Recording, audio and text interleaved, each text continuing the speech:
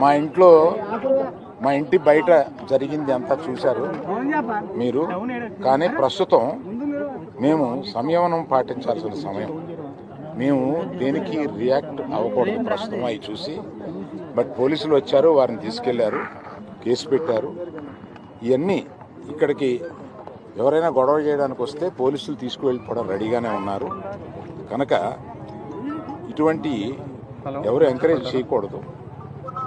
అయినా నేను చెప్పేది ఏంటంటే, మేము ఇప్పుడు దాని మీద రియాక్ట్ అవ్వడం కానీ, ఈ మీడియా మీరు వచ్చారు కదా అని ఏదో మాట్లాడడం కానీ జరగదు.